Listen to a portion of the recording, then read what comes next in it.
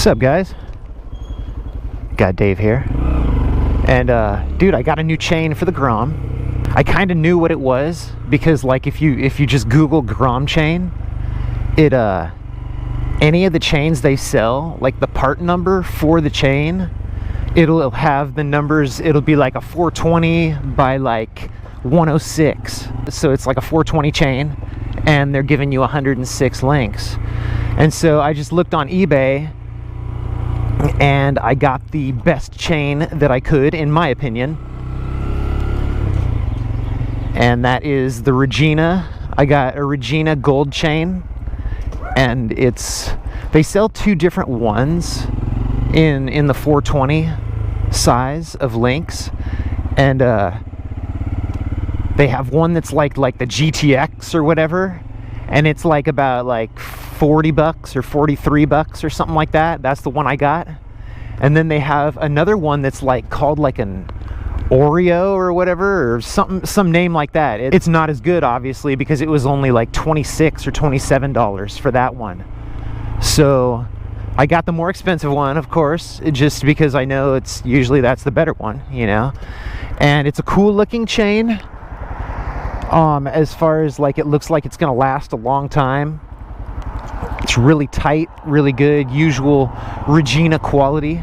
If you've ever seen like a Regina gold chain, they're awesome, dude. Starting to get a little bit looser.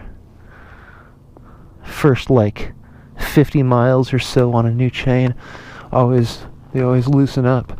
But see, look at how the rollers look like they're made out of copper or something.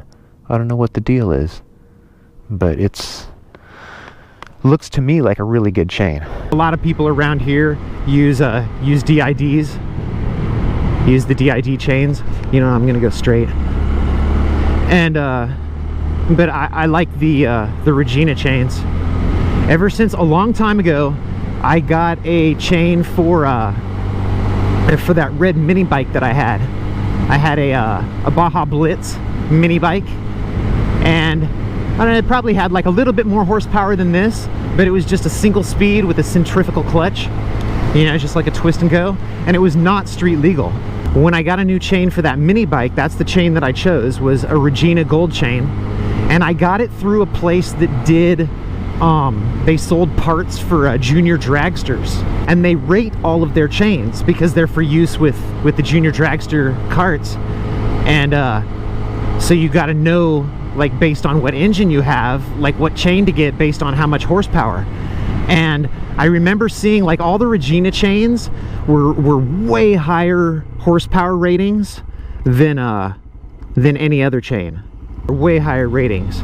And the chain that was on that mini bike was, I think, a smaller chain than this one, and it was rated at like 45 or 50 horsepower.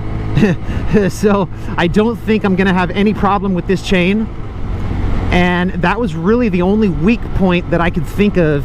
You know, like, I'm always thinking about my bikes, you know, and I'm thinking about, you know, the Honda reliability of the Grom that I get with this bike.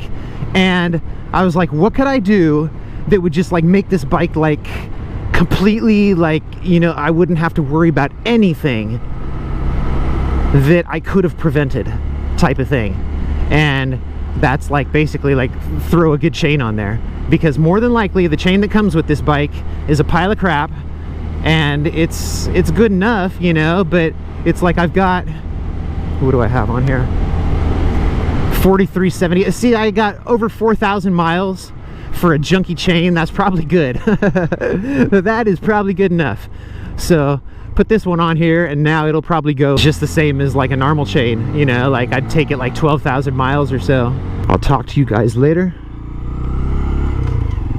Have a great day. Peace.